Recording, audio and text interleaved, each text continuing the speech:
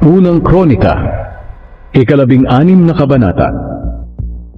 Inilagay nila ang kahon ng Diyos sa loob ng toldang itinayo ni David para rito. Pagkatapos, nag-alay sila sa Panginoon ng mga handog na sinusunog at mga handog para sa mabuting relasyon. Pagkatapos nilang maghandog ni na David, binasbasan niya ang mga tao sa pangalan ng Panginoon. Binigyan niya ng tinapay, karne at pasas ang bawat isang Israelita, lalaki man o babae. Pumili si David ng mga Levita na maglilingkod sa harap ng kahon ng Panginoon para manalangin, magpasalamat at magpuri sa Panginoon, ang Diyos ng Israel. Si Asaph ang nanguna sa kanila at siya ang nagpapatunog ng mga pumpyang. Sumunod sa kanya ay sina Zacarias, Jeiel, Shemiramot, Jehiel, Matitaya, Eliab, Benaya, Obed-Edom at Jeiel. Sila ang mga tagatugtog ng lira at alpa. Ang mga pari na sina Benaya at Jahaziel ang palaging nagpapatunog ng mga trumpeta sa harapan ng kahon ng kasunduan ng Diyos. Ang awit ng pasasalamat ni David. Nang araw na iyon, sa unang pagkakataon, ay ibinigay ni David kay Asaph at sa mga kapwa niya Levita ang awit na ito ng pasasalamat sa Panginoon. Pasalamatan niyo ang Panginoon. Sambahin niyo siya. Ihayag sa mga tao ang kanyang mga ginawa. Awitan niyo siya ng mga papuri. Ihayag ang lahat ng kamangha-mangha niyang mga gawa. Purihin niyo ang kanyang banal na pangalan. Magalak kayo, kayong mga lumalapit sa Panginoon. Magtiwala kayo sa Panginoon at sa kanyang kalakasan. Palagi kayong dumulog sa kanya. Kayong mga pinili ng Diyos na mga lahi ni Jacob na lingkod ng Diyos. Alalahanin ninyo ang kahanga-hanga niyang mga gawa, mga himala, at ang kanyang mga paghatol. Siya ang Panginoon na ating Diyos, at siya ang namamahala sa buong mundo. Hindi niya kinakalimutan ang kanyang kasunduan at pangako sa libo-libong henerasyon. Ang kasunduang ito ay ginawa niya kay Abraham at ipinangako niya kay Isaac. Ipinagpatuloy niya ang kasunduang ito kay Jacob at magpapatuloy ito magpakailanman. Sinabi niya sa bawat isa sa kanila, ibibigay ko sa inyo ang lupain ng Kanaan. Ipamamana ko ito sa inyo at sa inyong mga angkan. Noon, iilan pa lang ang mga mamamayan ng Diyos at mga dayuhan pa lang sila sa lupain ng Kanaan. Nagpalipat-lipat sila sa mga bansa at mga kaharian. Ngunit hindi pinahintulutan ng Diyos na apihin sila para maprotektahan sila. Sinaway niya ang mga hari na kumakalaban sa kanila. Sinabi niya, huwag ninyong galawin ang hinirang kong mga lingkod. Huwag ninyong saktan ang aking mga propeta. Kayong mga tao sa buong mundo, umawit kayo sa Panginoon. Ipahayag ninyo sa bawat araw ang tungkol sa pagliligtas niya sa atin. Ipahayag ninyo sa lahat ng tao sa mga bansa ang kanyang kapangyarihan at kahanga-hangang mga gawa. Dahil dakila ang Panginoon at karapat dapat papurihan. Dapat siyang katakutan ng higit kaysa sa lahat ng mga Diyos. Dahil ang lahat ng Diyos ng ibang mga bansa ay ginawa lang nila para sambahin. Ngunit ang Panginoon ang lumikha ng langit. Nasa Kanya ang kaluwalhatian at karangalan. Ang kalakasan at kagalakan ay nasa Kanyang tahanan. Purihin ninyo ang Panginoon, kayong lahat ng tao sa mundo. Purihin ninyo ang kanyang kaluwalhatian at kapangyarihan. Ibigay ninyo sa Panginoon ang mga papuring nararapat sa Kanya. Magdala kayo ng mga handog at pumunta sa Kanyang presensya. Sambahin ninyo ang Panginoon sa kagandahan ng Kanyang kabanalan. Matakot kayo sa Kanya, kayong lahat ng nasa sanlibutan. Matatag niyang itinayo ang mundo, at hindi ito mauuga. Magalak ang buong kalangitan at mundo. Ipahayag sa mga bansa, naghahari ang Panginoon. Magalak din ang mga karagatan, bukirin, at ang lahat ng nasa kanila. at ang mga puno sa gubat ay aawit sa tuwa sa presensya ng Panginoon. Dahil darating siya upang hatulan ang mga tao sa mundo. Magpasalamat kayo sa Panginoon dahil siya'y mabuti. Ang kanyang pag-ibig ay walang hanggan. Manalangin kayo. Iligtas niyo kami, O Diyos na aming tagapagligtas. Palayain niyo po kami sa mga bansa at muli kaming tipunin sa aming lupain upang makapagpasalamat at makapagbigay kami ng papuri sa inyong kabanalan. Purihin ang Panginoon, ang Diyos ng Israel magpakailanman. At ang lahat ay magsabing, Amen. Purihin ninyo ang Panginoon. Ipinagkatiwala ni David kay Asaph at sa kapwa nito Levita ang palaging paglilingkod sa harap ng kahon ng kasunduan ng Panginoon ayon sa kailangang gawin sa bawat araw. Kabilang sa grupong ito ay si Obed-Edom na anak ni Jedutun, si Hosa, at ang 68 pang Levita na mga gwardya ng tolda. Ipinagkatiwala ni David sa pari na si Zadok at sa kanyang mga kapwa-pari ang tolda ng Panginoon doon sa mataas na lugar sa Gibeon. Sila ang palaging nag-aalay ng mga handog na sinusunog sa altar, araw at gabi, ayon sa lahat ng nakasulat sa kautusan ng Panginoon na ibinigay niya sa Israel. Kasama rin nila sina Heman, Jedutun, at ang iba pang mga pinili sa pag-awit ng pagpapasalamat sa Panginoon dahil sa pag-ibig niyang walang hanggan. Tungkulin ni Heman at Jedutun ang pagpapatunog ng mga trumpeta, pumpyang, at ng iba pang mga instrumento na ginagamit sa pag-awit ng mga awitin para sa Panginoon. Ang mga anak ni Jedutun ang pinagkatiwalaan na magbantay sa pintuan. Pagkatapos, umuwi ang lahat sa mga bahay nila, at si David ay umuwi rin para basbasan ang kanyang pamilya. Ang pangako ng Diyos kay David. 17 kabanata. Nang nakatira na si David sa kanyang palasyo, sinabi niya kay Nathan na propeta, Narito ako nakatira sa magandang palasyo na gawa sa kahoy na sedro, pero ang kahon ng Panginoon ay nasa tolda lang. Sumagot si Nathan kay David, Gawin mo ang gusto mong gawin, dahil ang Panginoon ay sumasa iyo. Pero nang gabing iyon, sinabi ng Diyos kay Nathan, Lumakad ka at sabihin mo sa lingkod kong si David, na ito ang sinabi ko. Hindi ikaw ang magpapatayo ng templo na aking titirhan.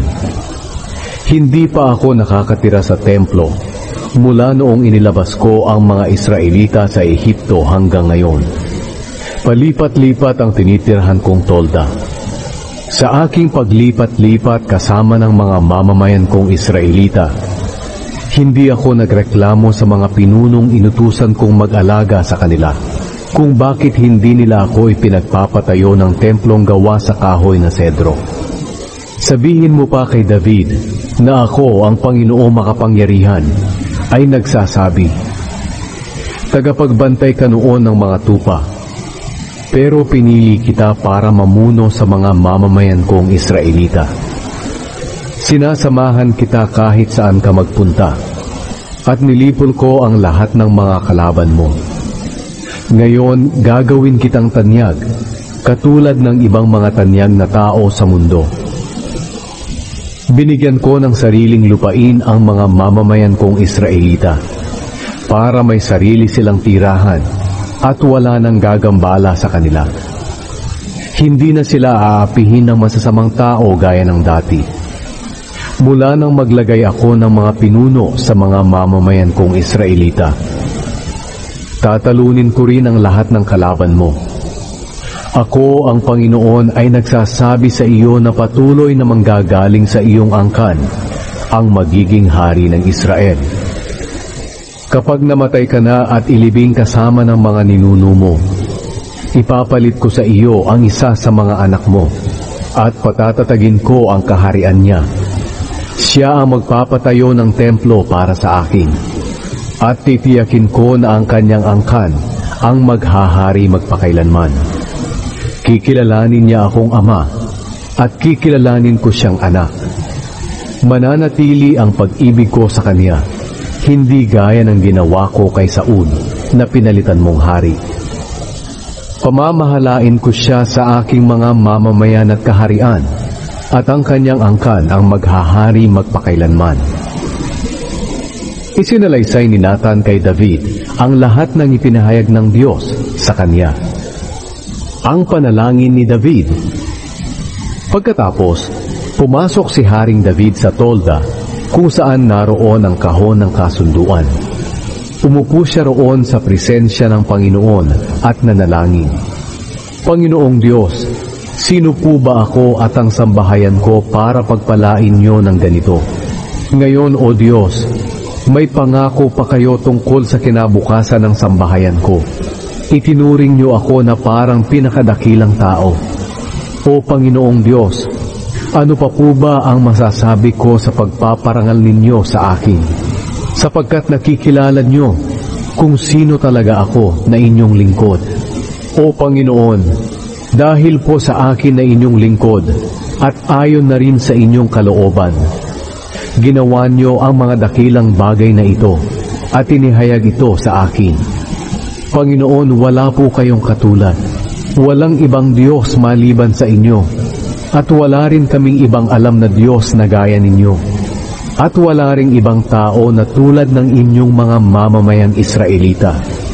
Ang bansang ito lamang sa mundo ang inyong pinalaya mula sa pagkaalipin para maging mamamayan ninyo. Naging tanyag ang pangalan nyo dahil sa kadakilaan at kamanghamanghang ginawa nyo nang itinaboy nyo ang mga bansa sa pamamagitan ng inyong mga mamamayan na inilabas nyo sa Ehipto. Ginawa niyong sariling mamamayan ng mga Israelita magpakailanman. At kayo, Panginoon, ang kanilang naging Diyos. At ngayon, Panginoon, tuparin po ninyo ang ipinangako nyo sa akin na inyong lingkod at sa aking pamilya, para maging tanyag kayo magpakailanman. At sasabihin ng mga tao, ang Panginoong makapangyarihan ang Diyos ng Israel. At ang pamilya ko'y magpapatuloy sa paglilingkod sa inyong presensya magpakailanman. Malakas po ang loob ko na manalangin sa inyo ng ganito, aking Diyos, dahil ipinahayag ninyo sa akin na inyong lingkod na magpapatuloy ang aking paghahari sa pamamagitan ng aking angkan. Panginoon, tunay ngang kayo ang Diyos. Ipinangako niyo po sa inyong lingkod ang mga magagandang bagay na ito. At ngayon, nalulugod po kayong pagpalain ang sambahayan ko para magpatuloy ito sa presensya niyo magpakailanman.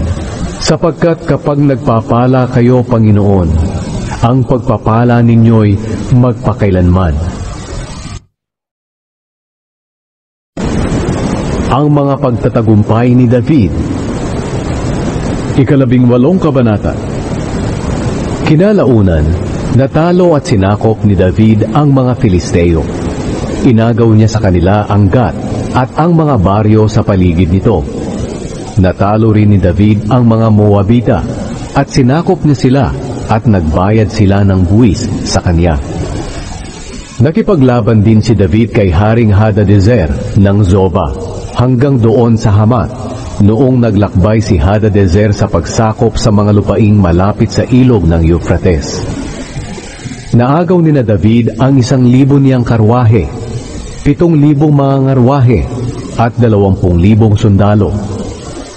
Pinilayan ni na David ang mga kabayo na humihila ng mga karwahe, maliban lang sa 100 na itinira nila para gamitin.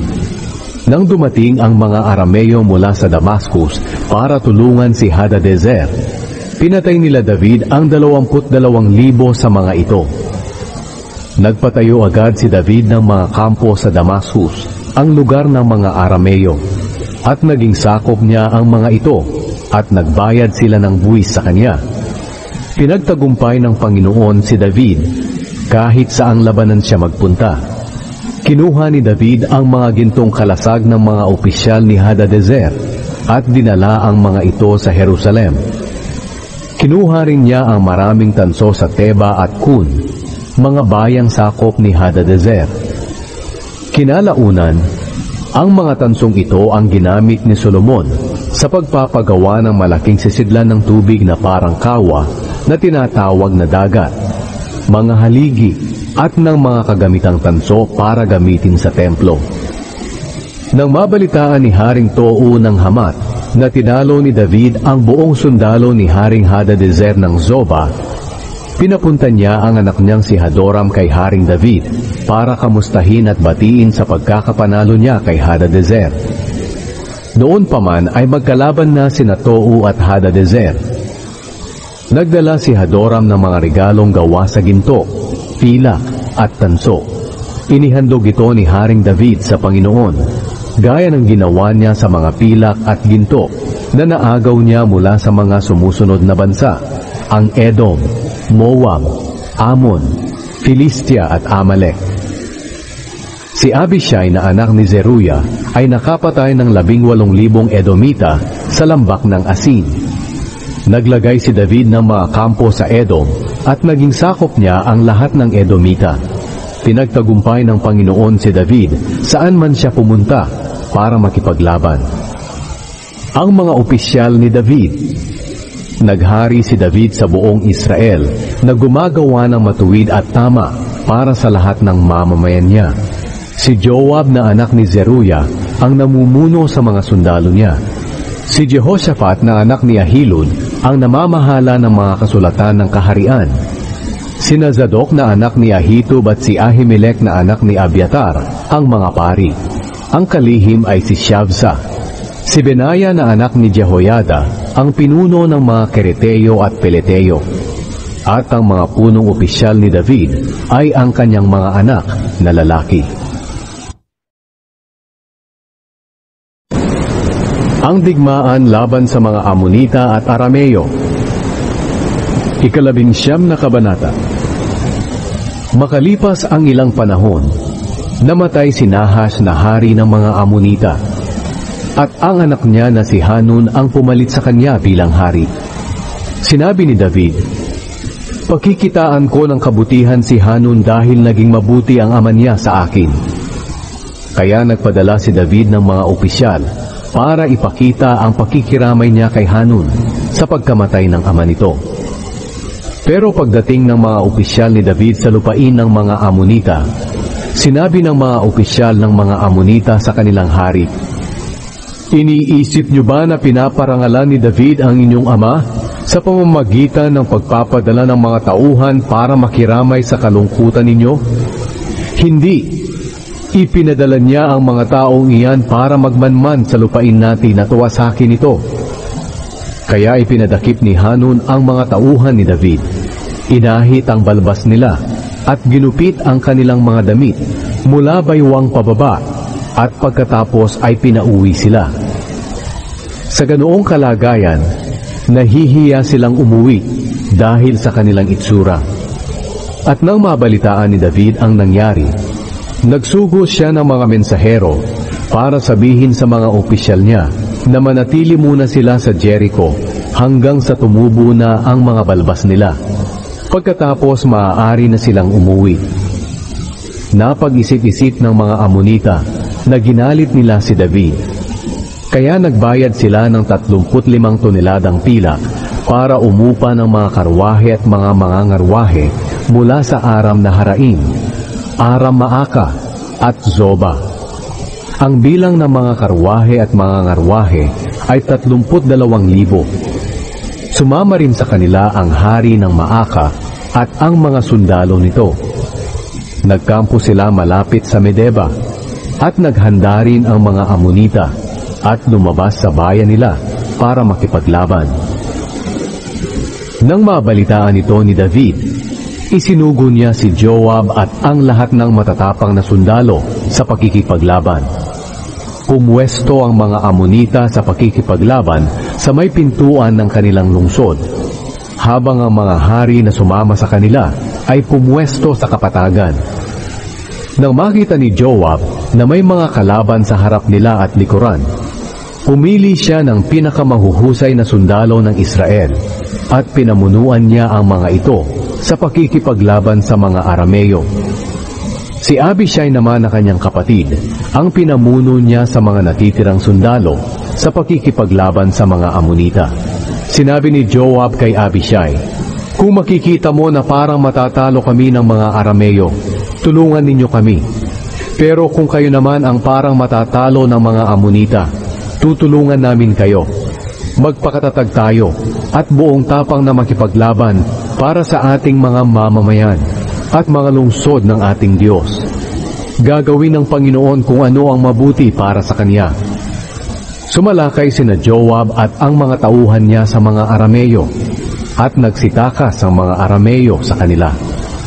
Nang makita ng mga Amonita na tumatakas ang mga Arameo, tumakas din sila palayo kay Abishai na kapatid ni Joab at pumasok sa lungsod nila. Kaya umuwi sina Joab sa Jerusalem.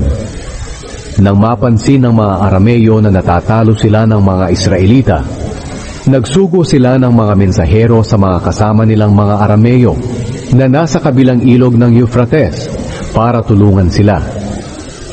Ang grupong ito ay pinamumunuan ni Shofak, na commander ng mga sundalo ni Hadadezer. Nang malaman ito ni David, tinipon niya ang lahat ng sundalo ng Israel sa pakikipaglaban.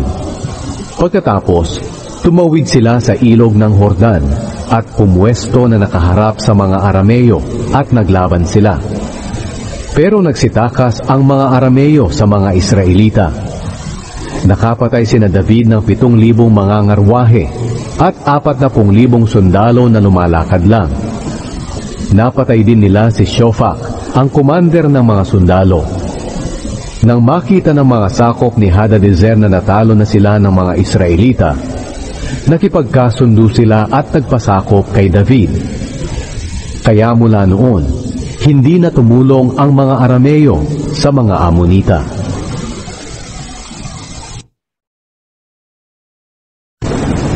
Inagaw ni David ang Raba. 20 kabanata. Nang panahong pumupunta ang mga hari sa digmaan para makipaglaban, hindi sumama si David at nagpaiwan siya sa Jerusalem. Si Joab ang nanguna sa mga sundalo sa pakikipaglaban. Winasak nila ang lupain ng mga Amonita at pinalibutan ang Raba hanggang sa malipol ito. Pumunta si David sa Raba at kinuha ang gintong korona sa ulo ng hari ng mga Amonita at inilagay niya ito sa kanyang ulo. Ang bigat ng korona na may mamahaling bato ay 35 kilo. Marami pang bagay ang nasamsam ni David sa lungsod na iyon. Ginawa niyang alipin ng mga mamamayan doon at pinagtrabaho gamit ang lagare, piko at palakol. Ito ang ginawa ni David sa mga naninirahan sa lahat ng bayan ng mga Amonita. Pagkatapos, umuwi si David at ang lahat ng sundalo niya sa Jerusalem. Ang digmaan laban sa mga Filisteo. Makalipas ang ilang panahon, muling naglaban ang mga Filisteo at mga Israelita. Nangyari ito sa Gezer. Sa labanang ito, pinatay ni Shebekay na taga-Husha si Sipay, na isa sa mga angkan ng Rafa, at natalo ang mga Filisteo. Sa isa pa nilang labanan, pinatay ni Elhanan na anak ni Jair si Lami, na kapatid ni Goliath na taga-Gat. Ang sibat ni Lami ay makapal at mabigat. Muli pang naglaban ang mga Filisteo at mga Israelita. Nangyari ito sa Gat. Sa labanang ito, may isang tao na sobrang laki. May 6 na daliri sa mga kamay at paa niya. Isa rin siya sa mga angkan ng mga Rafa. Nang kutsain niya ang mga Israelita, pinatay siya ni Jonathan na anak ng kapatid ni David na si Shimea. Ang mga Filisteyong iyon ay mula sa mga angkan ng Rafa na taga-Gat. Pinatay sila ni David at ng mga tauhan niya.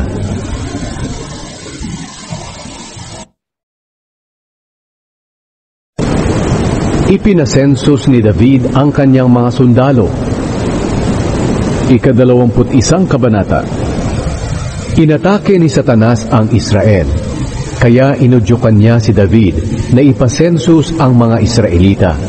Kaya sinabi ni David kay Joab at sa mga commander ng mga sundalo, lumakad kayo at isensus ang mga Israelita mula sa Beersheba hanggang sa Dan.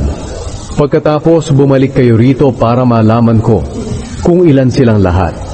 Pero sumagot si Joab, paramihin sana ng Panginoon ng 100 ulit ang inyong mga mamamayan.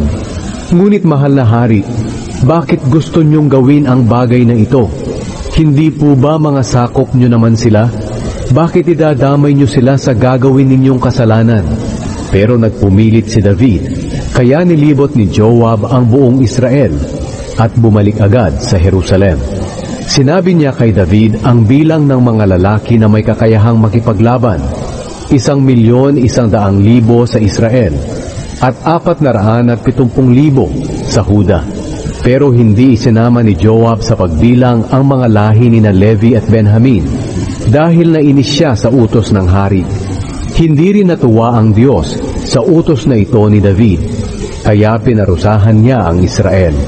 Pagkatapos sinabi ni David sa Diyos, napakalaking kasalanan po itong nagawa ko. Kaya nakikiusap ako sa inyo, Panginoon, na patawarin niyo ako na inyong lingkod sa aking kasalanan, dahil isa pong kamangmangan ang ginawa ko. Sinabi ng Panginoon kay Gad na propeta ni David, pumunta ka kay David at papiliin mo siya kung alin sa 3 parusa ang gusto niyang gawin ko sa kanya. Kaya pumunta si Gad kay David at sinabi sa kanya, alin sa 3 ito ang gusto mo? 3 taong taggutom, 3 buwang paglipol sa inyo ng mga kalaban ninyo, o 3 araw na salot mula sa Panginoon, sa pamamagitan ng pagwasak ng anghel ng Panginoon sa buong lupain ng Israel. Magpasya ka at sabihin mo sa akin kung ano ang isasagot ko sa Panginoon na nagpadala sa akin. Sumagot si David kay Gad, nahihirapan akong pumili. Mabuti pang ang Panginoon na lang ang magparusa sa akin kaysa sa mga kamay ng tao, dahil napakamaawain ng Panginoon. Kaya nagpadala ang Panginoon ng salot sa Israel at 70,000 Israelita ang namatay. At habang winawasak ng anghel ang Jerusalem, naawa ang Panginoon sa mga tao. Kaya sinabi niya sa anghel na lumilipol sa mga tao, tama na, huwag mo na silang parusahan. Nang oras na iyon, nakatayo ang anghel ng Panginoon sa may giikan ni Arauna na Jebuseo. Tumingala si David at nakita niya ang anghel ng Panginoon na nakatayo sa himpapawid, sa kalagitnaan ng langit at lupa. May hawak itong espada na nakaturo sa Jerusalem. Pagkatapos nagpatira pa si David at ang mga tagapamahala ng Israel na nakasuot ng sako, bilang pagpapakita ng kanilang pagdadalamhati. Sinabi ni David sa Diyos, ako po ang nag-utos na bilangin ang mga lalaki na may kakayahang makipaglaban. Ako lang po ang nagkasala. Ang mga taong ito ay inosente gaya ng mga tupa. Wala silang nagawang kasalanan. O Panginoon na aking Diyos, ako na lang po at ang aking pamilya ang parusahan ninyo.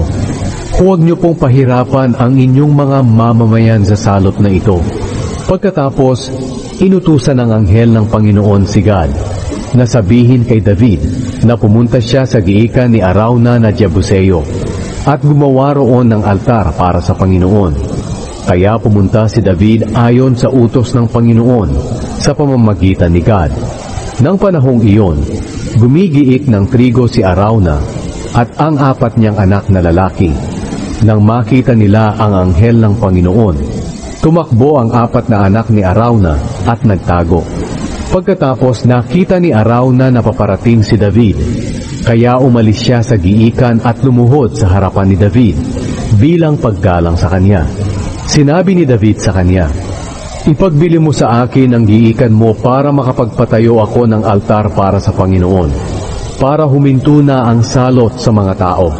Babayaran kita kung magkano ang halaga nito. Sinabi ni Arauna kay David, sige po mahal na hari, kunin ninyo. Gawin niyo kung ano ang gusto ninyo. Bibigyan ko pa po kayo ng baka para ialay bilang handog na sinusunog, mga tabla na ginagamit sa paggiik para ipanggatong, at trigo para ihandog bilang pagpaparangal sa Panginoon. Ibibigay ko po itong lahat sa inyo. Pero sumagot si Haring David kay Arauna, hindi ko ito tatanggapin ng libre. Babayaran kita kung magkano ang halaga nito. Hindi ko magagawang kunin ito sa iyo at ihandog sa Panginoon. Hindi ako mag-aalay ng handog na sinusunog na walang halaga sa akin. Kaya binayaran ni David si Arauna ng 600 pirasong ginto para sa lupain na iyon. Pagkatapos, gumawa siya roon ng altar para sa Panginoon at nag-alay ng mga handog na sinusunog at ng mga handog para sa mabuting relasyon. At sinagot siya ng Panginoon sa pamamagitan ng pagpapadala ng apoy mula sa langit para sunugin ang mga handog sa altar. Pagkatapos sinabi ng Panginoon sa anghel na ibalik na ang espada niya sa lalagyan nito. Nang makita ni David na sinagot ng Panginoon ang kanyang dalangin, nag-alay pa siya ng handog doon sa giikan ni Arauna na Jebuseo.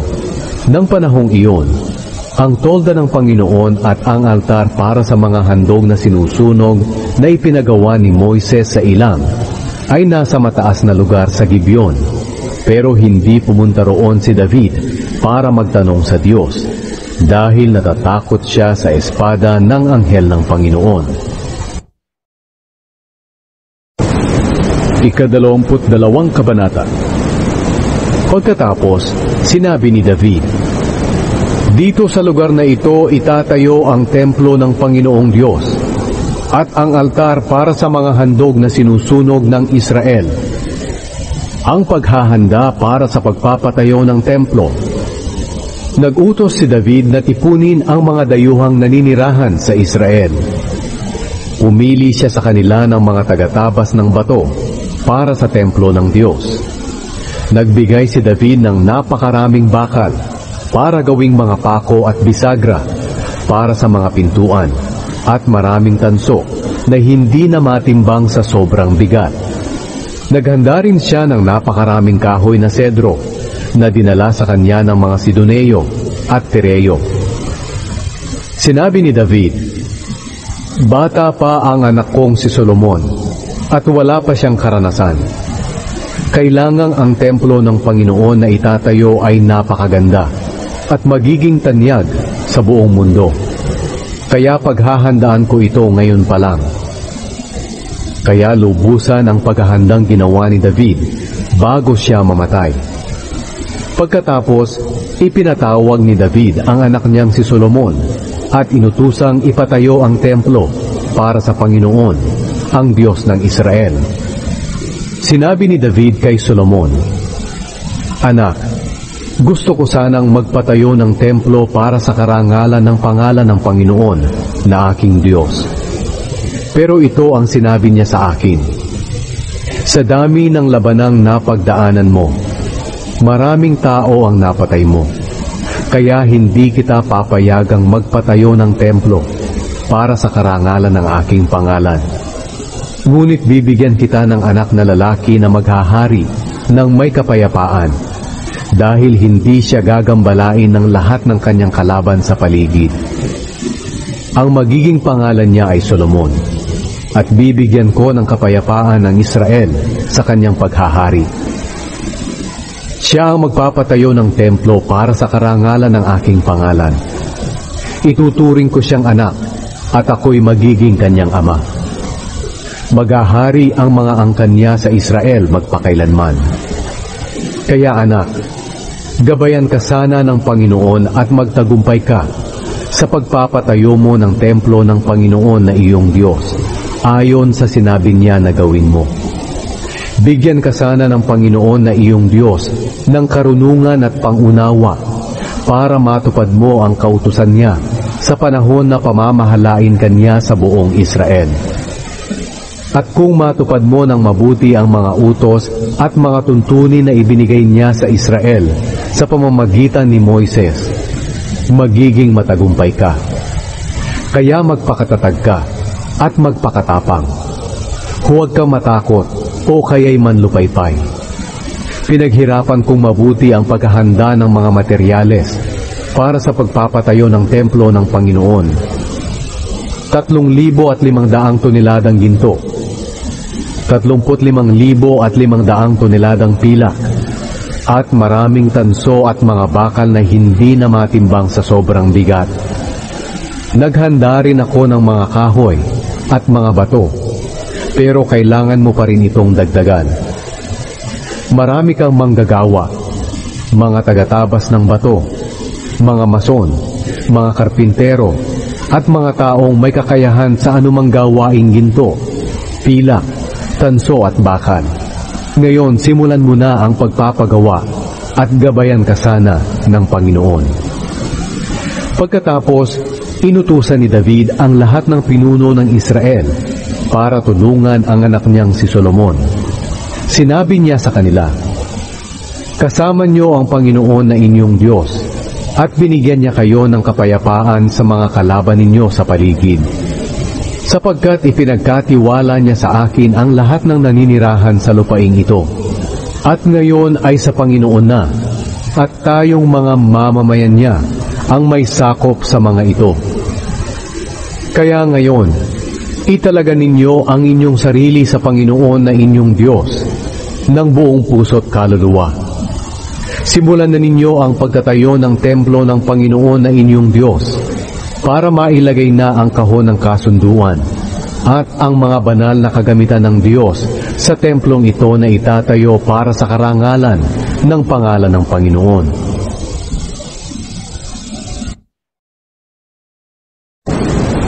Ang gawain ng mga Levita, 23 kabanata. Nang matandang-matanda na si David, ginawa niyang hari ng Israel ang anak niyang si Solomon. Ipinatipon niya ang lahat ng pinuno ng Israel, pati ang mga pari at mga Levita. Binilang ang mga Levita na nasa edad 30 pataas, at ang bilang nila'y 38,000. Sinabi ni David, ang 24,000 sa kanila ay mamamahala ng mga gawain sa templo ng Panginoon. Ang 6,000 ay maglilingkod bilang mga opisyal at mga hukom. Ang 4,000 ay maglilingkod bilang mga gwardya ng mga pintuan ng templo. At ang 4,000 ay magpupuri sa Panginoon sa pamamagitan ng mga instrumentong ipinagawa ko para sa gawaing ito.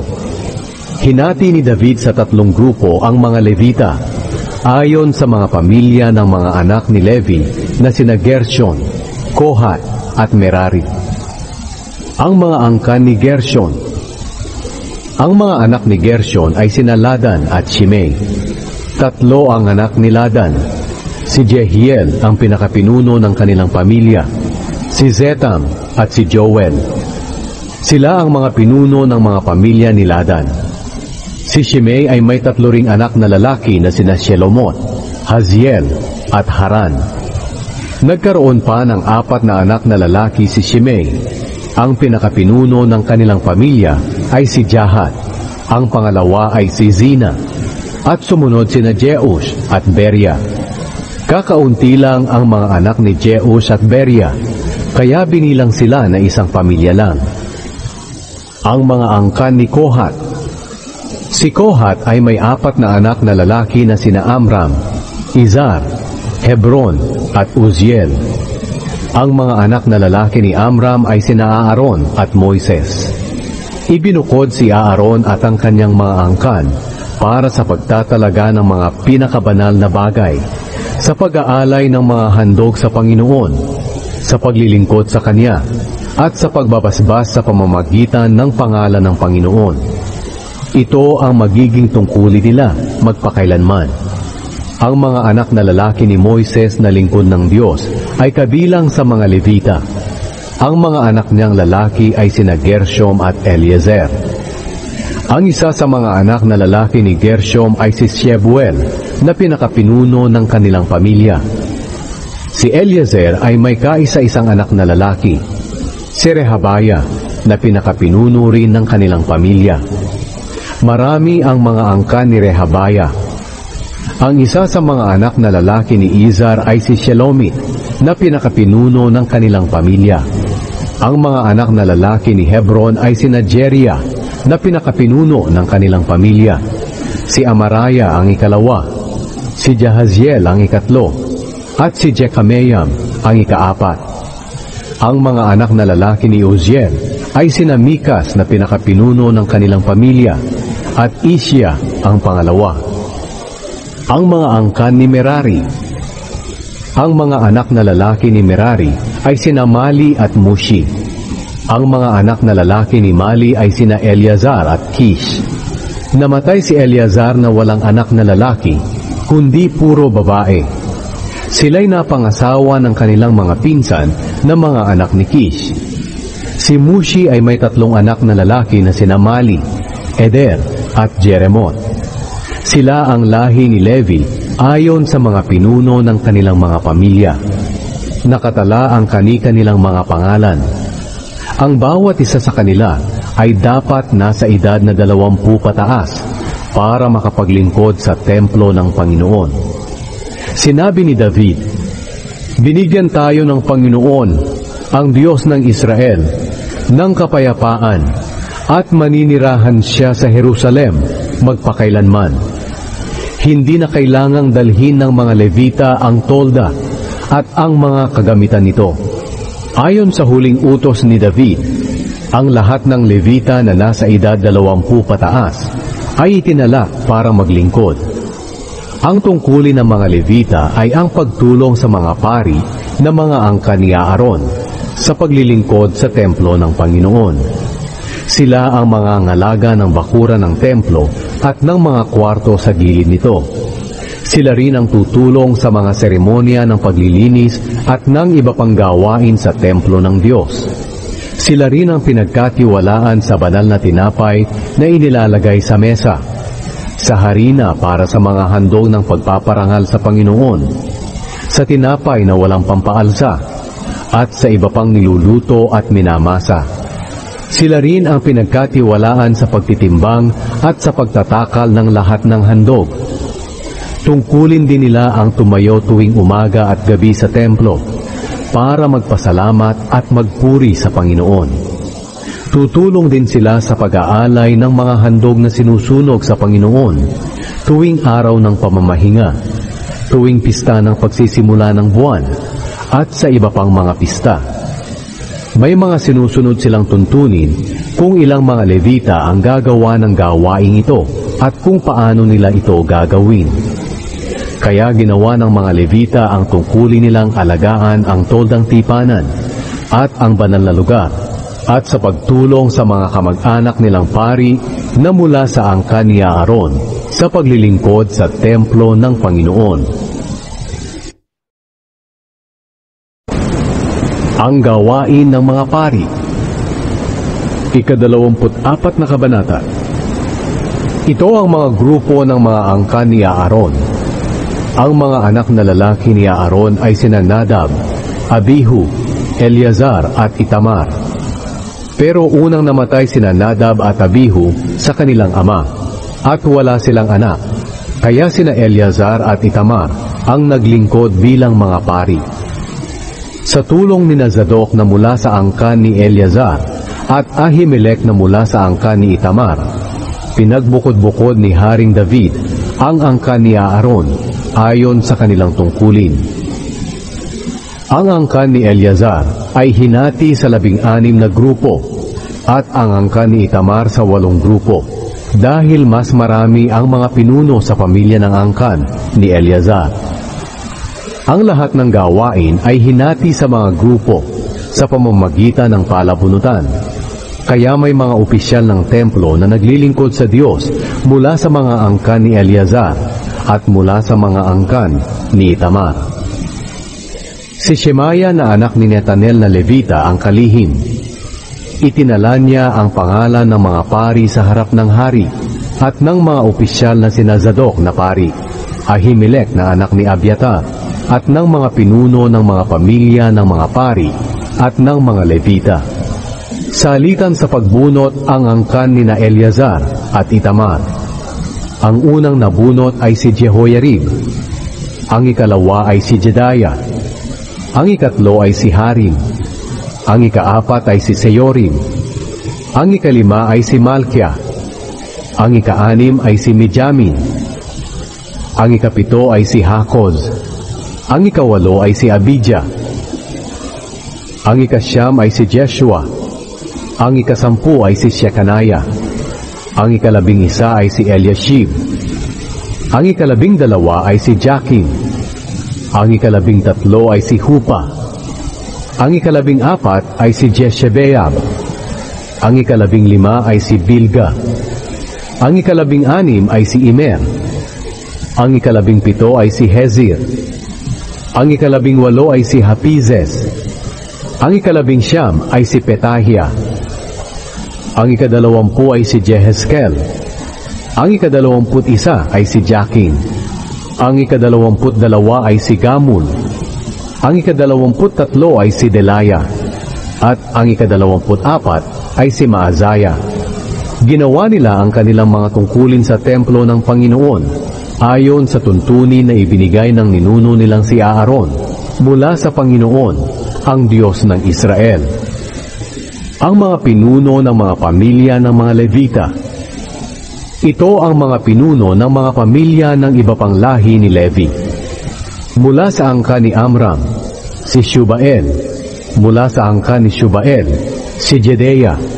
Mula sa angka ni Rehabaya, si Isya ang pinakapinuno ng kanilang pamilya. Mula sa angka ni Izar, si Shelomot. Mula sa angka ni Shelomot, si Jahat. Mula sa angka ni Hebron, si Jeraya ang pinakapinuno ng kanilang pamilya. Si Amaria ang ikalawa, si Jahaziel ang ikatlo, at si Jekameam ang ikaapat. Mula sa angka ni Uziel, si Mikas. Mula sa angka ni Mikas, si Shamir. Mula sa angka ni Ishiya na kapatid na lalaki ni Mikas, si Zacarias. Mula sa angka ni Merari, si Namali at Mushi. Mula sa angka ni Jaazaya, si Beno. Mula sa angka ni Merari sa pamamagitan ni Jaazaya, sina Beno, Shoham, Zakur, at Ibri. Mula sa angka ni Mali, si Eleazar na walang mga anak na lalaki. Mula sa angka ni Kish, si Jeramil. Mula sa angka ni Mushi, si Namali, Eder at Jerimot. Iyon ang mga Levita ayon sa kanilang mga pamilya. Katulad ng ginawa ng mga angka ni Aaron, nagpalabunutan din sila para malaman ang mga tungkulin nila, anuman ang kanilang edad. Ginawa nila ito sa harap ni Haring David, Zadok, Ahimelech, at ng mga pinuno ng mga pamilya ng mga pari at mga Levita.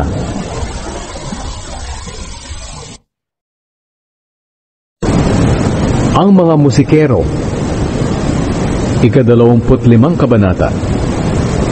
Pumili si David at ang mga komander ng mga sundalo mula sa mga anak ni Asa, Heman at Jedutun, para ipahayag ang mensahe ng Diyos na tinutugtugan ng mga alpa, lira at pompiang. Ito ang talaan ng mga pangalan nila at gawain. Mula sa mga anak na lalaki ni Asaf, sina Zakur, Jose, Netania, at Asarela. Naglingkod sila sa ilalim ng pamamahala ng kanilang ama. Si Asaf ang nagpapahayag ng mensahe ng Diyos kung ipinag-uutos ito ng hari. Mula sa mga anak na lalaki ni Jedutun, sina Gedalia, Zeri, Jeshaya, Shimei, Hashabaya, at Matitaya, 6 silang lahat. Naglingkod din sila sa ilalim ng pamamahala ng ama nilang si Jedutun, na nagpahayag ng mensahe ng Diyos na tinutugtugan ng alpa na may pasasalamat at papuri sa Panginoon. Mula sa mga anak na lalaki ni Heman, sina Bukia, Matanaya, Uziel, Shebuel, Jerimot, Hananaya, Hanani, Eliata, Gidalti, Rumamti Ezer, Joshbekasya, Malioti, Hotir, at Mahaziot. Silang lahat ang anak ni Heman na propeta ng hari. Pinarangalan siya ng Diyos sa pamamagitan ng pagbibigay sa kanya ng 14 na anak na lalaki at 3 anak na babae, ayon sa ipinangako ng Diyos sa kanya. Ang lahat ng lalaking ito ay pinamahalaan ng kanilang ama sa pagtugtog nila ng mga pumpyang, lira at alpa bilang paglilingkod sa bahay ng Diyos. Sina Asaph, Jedutun at Heman ay nasa ilalim ng pamamahala ng hari. Sila at ang mga kamag-anak nila na 288 lahat ay mahuhusay na musikero para sa Panginoon. Nagpalabunutan sila para malaman ang kanya-kanyang tungkulin, bata man o matanda, guro man o mag-aaral. Ang unang nabunot sa pamilya ni Asaph ay si Jose at ang mga anak niyang lalaki at mga kamag-anak. 12 sila. Ang ikalawa ay si Gedalia at ang mga anak niyang lalaki at mga kamag-anak. 12 sila. Ang ikatlo ay si Zakur at ang mga anak niyang lalaki at mga kamag-anak. 12 sila. Ang ikaapat ay si Izri at ang mga anak niyang lalaki at mga kamag-anak. 12 sila. Ang ikalima ay si Netania at ang mga anak niyang lalaki at mga kamag-anak. 12 sila. Ang ika-6 ay si Bukya at ang mga anak niyang lalaki at mga kamag-anak. 12 sila. Ang ika-7 ay si Jesarela at ang mga anak niyang lalaki at mga kamag-anak. 12 sila. Ang ika-8 ay si Jeshaya at ang mga anak niyang lalaki at mga kamag-anak. 12 sila. Ang ika-9 ay si Matania at ang mga anak niyang lalaki at mga kamag-anak. 12 sila. Ang ika-10 ay si Shimei at ang mga anak niyang lalaki at mga kamag-anak. 12 sila. Ang ika-11 ay si Azarel at ang mga anak niyang lalaki at mga kamag-anak. 12 sila. Ang ika-12 ay si Hashabaya at ang mga anak niyang lalaki at mga kamag-anak. 12 sila. Ang ika-13 ay si Shebuel at ang mga anak niyang lalaki at mga kamag-anak. 12 sila. Ang ika-14 ay si Matitaya at ang mga anak niyang lalaki at mga kamag-anak. 12 sila. Ang ika-15 ay si Jerimoth at ang mga anak niyang lalaki at mga kamag-anak. 12 sila. Ang ika-16 ay si Hananaya at ang mga anak niyang lalaki at mga kamag-anak. 12 sila. Ang ika-17 ay si Josbekasya at ang mga anak niyang lalaki at mga kamag-anak. 12 sila. Ang ika-18 ay si Hanani at ang mga anak niyang lalaki at mga kamag-anak. 12 sila. Ang ika-19 ay si Malyoti at ang mga anak niyang lalaki at mga kamag-anak. 12 sila. Ang ika-20 ay si Eliata at ang mga anak niyang lalaki at mga kamag-anak. 12 sila. Ang ika-21 ay si Hotir at ang mga anak niyang lalaki at mga kamag-anak. 12 sila. Ang ika-22 ay si Gidalti at ang mga anak niyang lalaki at mga kamag-anak. 12 sila. Ang ika-23 ay si Mahaziot at ang mga anak niyang lalaki at mga kamag-anak. 12 sila. Ang ika-24 ay si Romamti-Ezer at ang mga anak niyang lalaki at mga kamag-anak. 12 sila.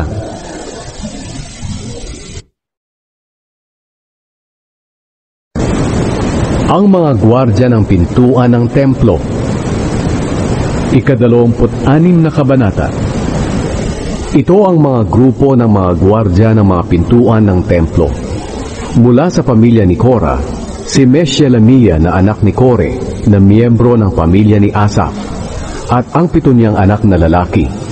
Si Zacarias ang panganay, at ang kasunod ay sina Jediael, Zebadiah, Jatniel, Elam, Jehohanan, at Eliehoenai. Kasama rin si Obed-Edom at ang 8 niyang anak na lalaki. Si Shemaya ang panganay, at ang kasunod ay sina Jehozabad, Joah, Sakar, Netanel, Amiel, Isakar, at Peuletai. Pinagpala ng Diyos si Obed-Edom. Ang panganay na anak ni Obed-Edom na si Shemaya ay may mga anak na lalaki na may kakayahan at mga pinuno ng kanilang mga pamilya. Sila'y sina Otni, Rephael Obed, at Elzabad. Ang kanilang kamag-anak na sina Elihu at Semakia ay may mga kakayahan din. Lahat sila ay mula sa angkan ni Obed-Edom. Sila at ang kanilang mga anak at kamag-anak ay 62 lahat. Mahuhusay sila at may kakayahan sa paggawa. Ang 18 anak at mga kamag-anak ni Meshelemiah ay may mga kakayahan din. Si Hosa na mula sa pamilya ni Merari ay may mga anak din. Ginawa niyang pinuno ng kanilang pamilya si Shimri, kahit hindi siya ang panganay na anak. Ang sumunod kay Shimri ay sina Hilkiah, Tabalia, at Zacarias. 13 lahat ang mga anak at mga kamag-anak ni Hosa na mga tagapagbantay sa pintuan ng templo.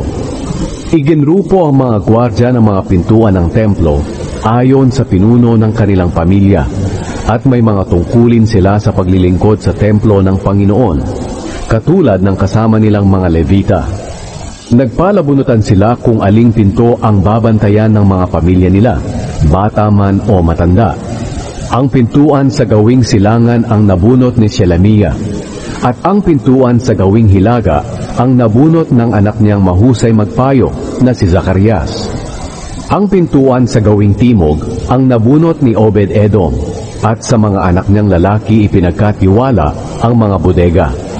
Ang pintuan sa gawing kanluran at ang pintuan paakyat sa templo ang nabunot ni Shupim at Hosa. Bawat isa sa kanila'y may takdang oras ng pagbabantay. Sa gawing silangan, 6 na gwardya ang nagbabantay araw-araw. Sa gawing hilaga ay 4. Sa gawing timog ay 4 din. At sa bawat bodega ay tig-2. Sa gawing kanluran, 4 ang nagbabantay. Sa daanan paakyat sa templo ay 4 din. At sa bakuran ng templo ay 2.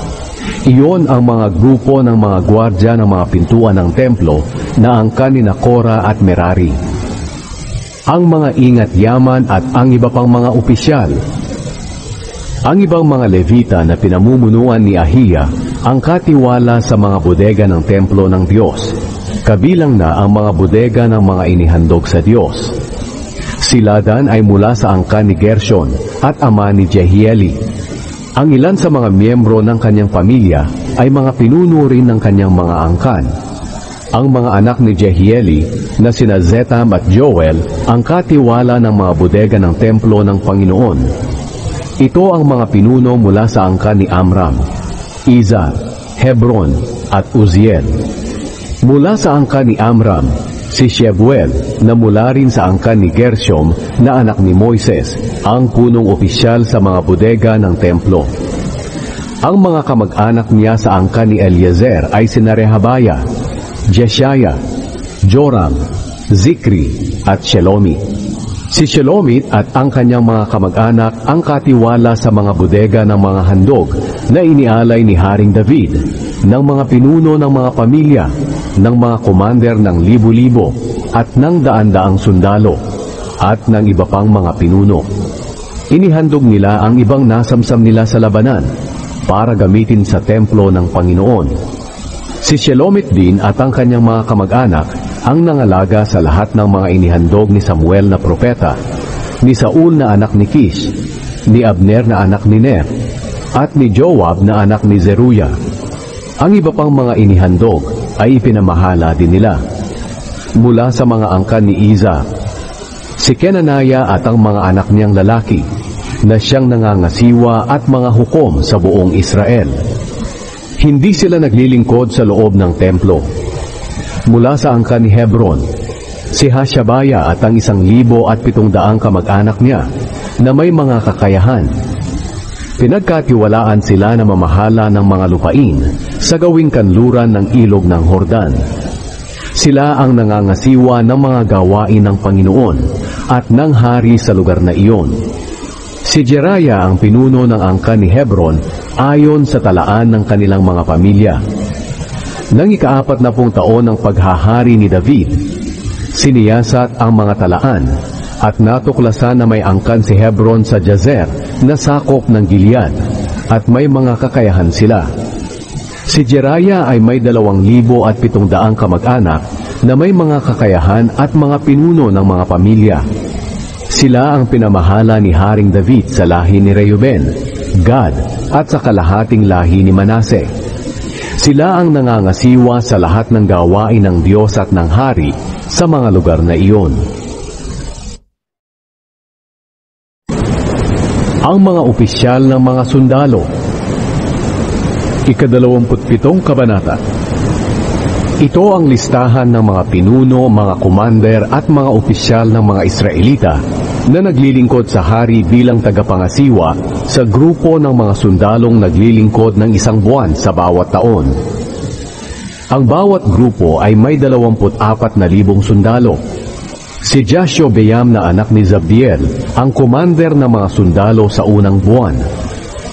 May 24,000 sundalo sa grupo niya. Mula siya sa angkan ni Perez at pinuno ng lahat ng opisyal ng mga sundalo tuwing unang buwan.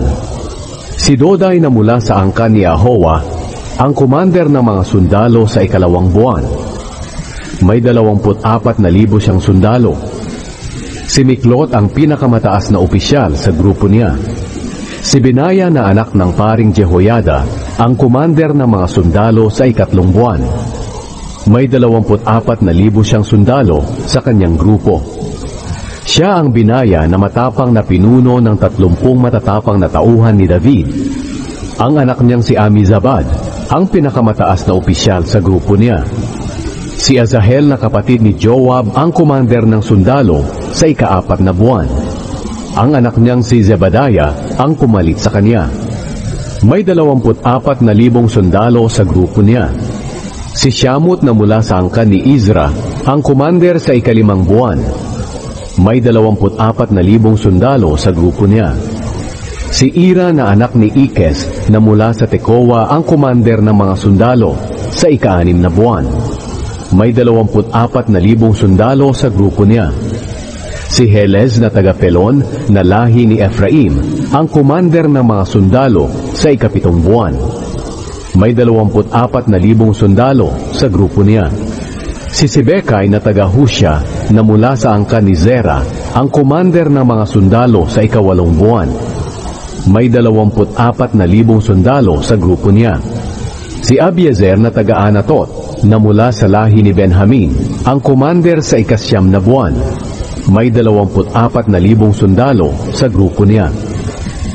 Si Maharay na taga-Netofa na mula sa angkan ni Zera ang commander ng mga sundalo sa ika-10 buwan.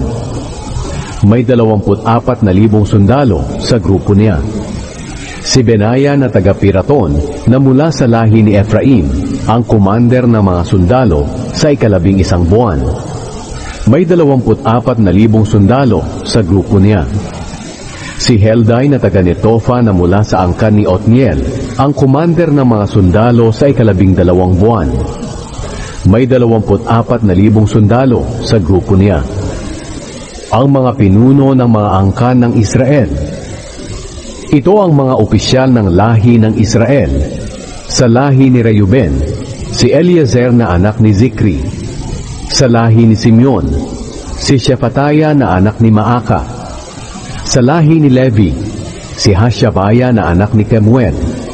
Sa angkan ni Aaron, si Zadok. Sa lahi ni Huda, si Elihu na kapatid ni David. Sa lahi ni Isakar, si Omri na anak ni Mikael.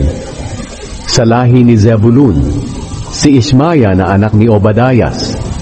Sa lahi ni Naphtali, si Jeremot na anak ni Azriel.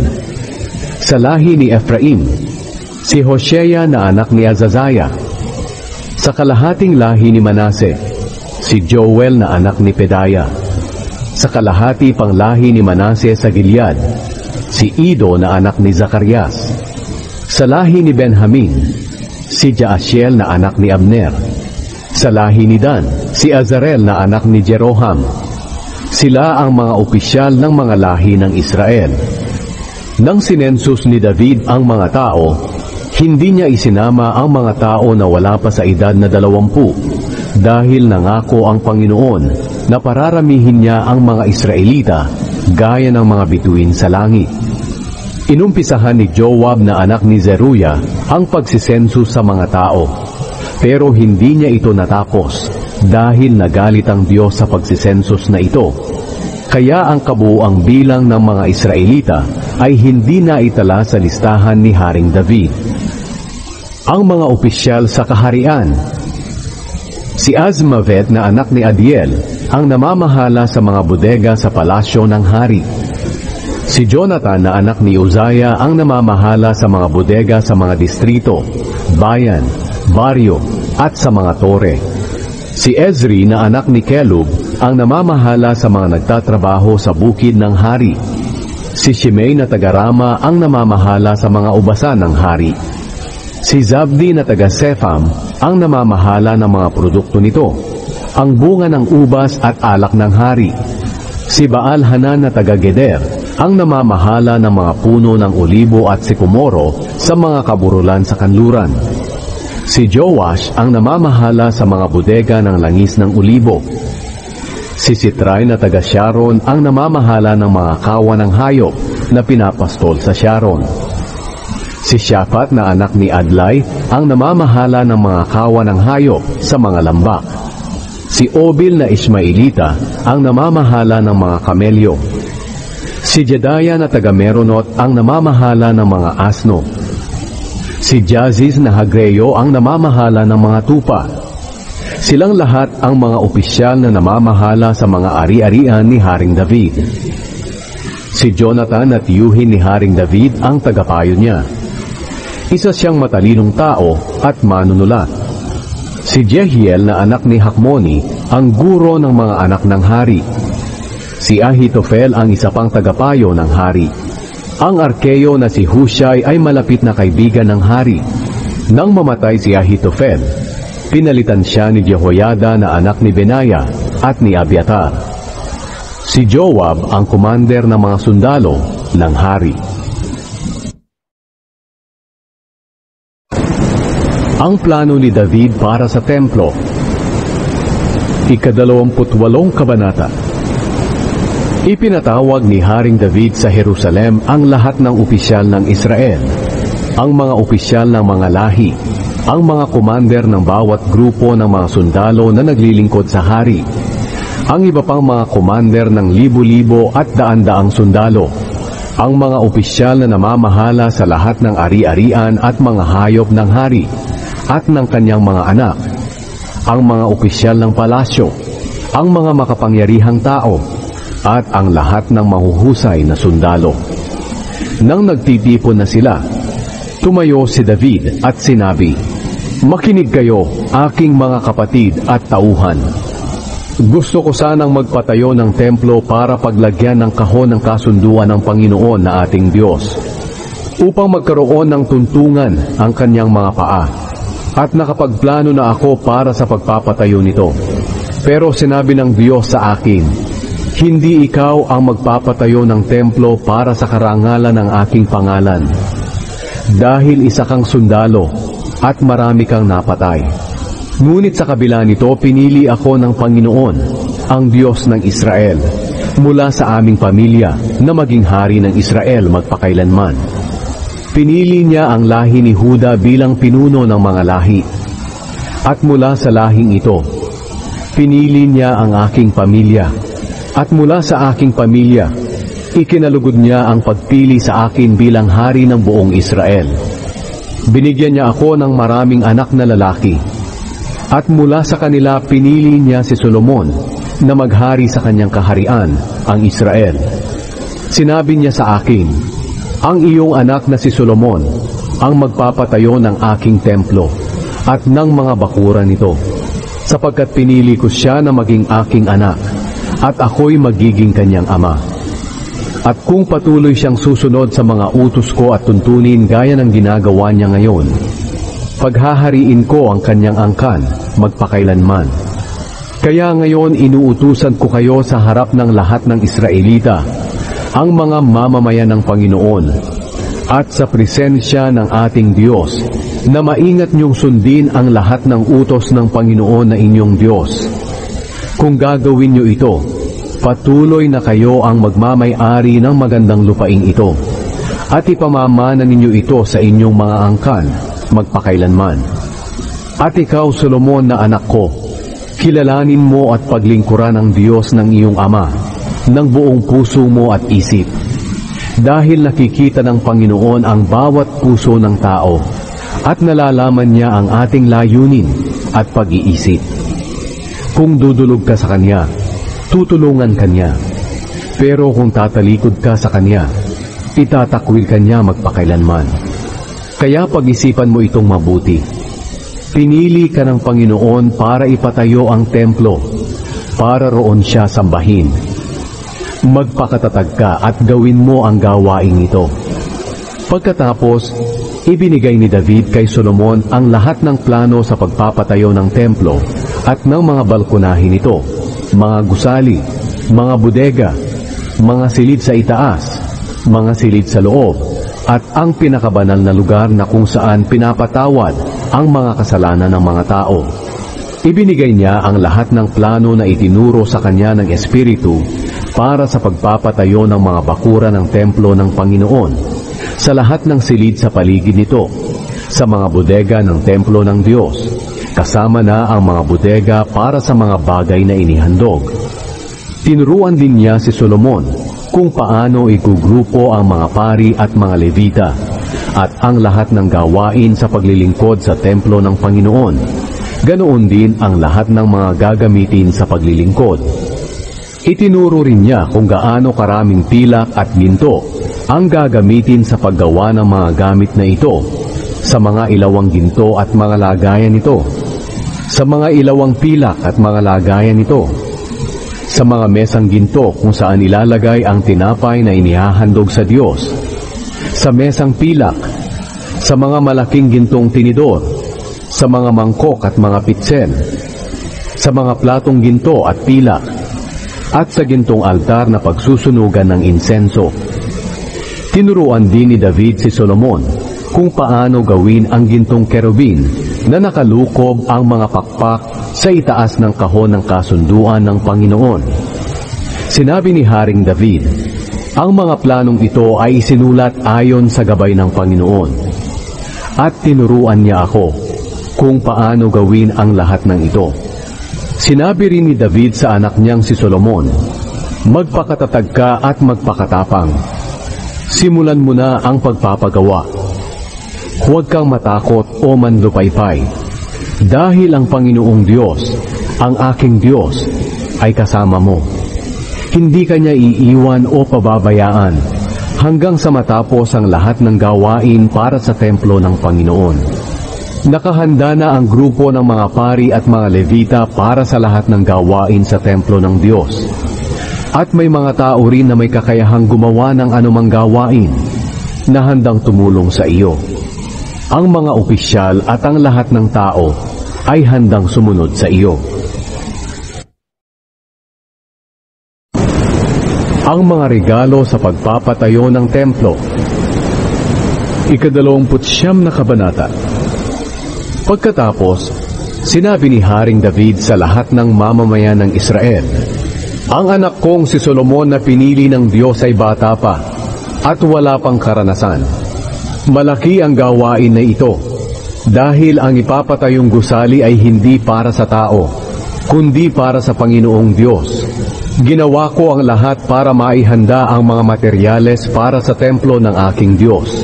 Maraming ginto, pilak, tanso, bakal, kahoy, mamahaling bato na onyx, at iba pang mamahaling hiyas, at mga batong may iba't ibang kulay, at marami ring marmon. At dahil sa kagustuhan kong maitayo ang templo ng aking Diyos, ibibigay ko pati ang personal kong mga ginto at pilak, bukod pa ang mga materyales na naipon ko para sa banal na templo. Ang ibibigay ko ay 100 toneladang ginto mula sa Ophir, at 250 toneladang pilak. Ito ay gagamiting pangtapal sa mga dingding ng templo, at para naman sa lahat ng mga kagamitan na gagawin ng mga platero. Ngayon, Sino ang gustong magbigay para sa Panginoon? Pagkatapos, kusang loob na nagbigay ang mga pinuno ng mga pamilya, mga pinuno ng mga lahi ng Israel, mga commander ng libo-libo at daan-daang sundalo, at ang mga opisyal na itinalaga sa pamamahala ng mga ari-arian ng hari. Nagbigay sila para sa pagpapagawa ng templo ng Diyos ng 175 toneladang ginto, 10,000 perang ginto, 350 toneladang pilak, 630 toneladang tanso, at 3,500 toneladang bakal. May mga nagbigay din ng mga mamahaling bato, at itinabi ito sa bodega ng templo ng Panginoon na pinamamahalaan ni Jehiel na mula sa angkan ni Gershon. Nagalak ang mga tao sa mga pinuno nila dahil kusang loob at taus-puso silang nagbigay para sa Panginoon. Labis din ang kagalakan ni Haring David. Ang panalangin ni David. Pinuri ni David ang Panginoon sa harap ng mga tao. Sinabi niya, "O Panginoon, Diyos ng aming ninuno na si Jacob, sa inyo ang kapurihan magpakailanman. Makapangyarihan kayo, kagalang-galang, dakila at kapuri-puri, sapagkat sa inyo ang lahat ng bagay na nasa langit at nasa lupa. Kayo ang hari, O Panginoon, at higit kayo sa lahat. Sa inyo nagmumula ang kayamanan at karangalan. Kayo ang namamahala sa lahat ng bagay. Makapangyarihan kayo, at kayo ang nagpapalakas at nagbibigay kapangyarihan sa sinuman. Ngayon, O aming Diyos, pinasasalamatan namin kayo at pinupuri ang inyong kagalang-galang na pangalan. Pero sino po ba ako at ang aking mga mamamayan na makapagbibigay kami ng nag-uumapaw na kaloob gaya nito? Lahat ng bagay ay nagmula sa inyo at ibinabalik lamang namin sa inyo ang ibinigay nyo sa amin. Nalalaman nyo, O Panginoon, na pansamantala lang kami rito sa mundo, gaya ng aming mga ninuno. Ang buhay namin ay gaya ng anino na hindi nananatili. O Panginoon naming Diyos, ang lahat ng ibinigay namin sa pagpapatayo ng templo para sa karangalan ng inyong banal na pangalan ay nagmula rin sa inyo. Pagmamay-ari nyo ang lahat ng ito. O aking Diyos, alam ko pong sinasaliksik nyo ang aming puso at nasisiyahan kayo kapag nakikita niyong tapat ito. Kaya tapat at kusang loob ang pagbibigay ko sa inyo ng mga bagay na ito. At nagagalak po ako dahil nakita kong kahit ang mga mamamayan ninyong narito ay kusang loob na nagbigay. O Panginoon, ang Diyos ng aming mga ninuno na sina Abraham, Isaac at Jacob, palagi niyo po sanang ilagay sa puso ng mga mamamayan ninyo ang naising ito. At tulungan niyo po sila na maging tapat sa inyo. Tulungan niyo rin po ang anak kong si Solomon na lalong maging tapat sa pagsunod sa inyong mga utos, katuruan at mga tuntunin, at sa paggawa ng lahat ng ipinatutupad ninyo tungkol sa pagpapatayo ng templo na aking inihanda." Pagkatapos, sinabi ni David sa lahat ng tao, "Purihin niyo ang Panginoon na inyong Diyos." Kaya pinuri nila ang Panginoon, ang Diyos ng kanilang mga ninuno. Yumukod sila at nagpatira pa bilang pagpaparangal sa Panginoon at sa kanilang hari. Kinilala si Solomon bilang hari.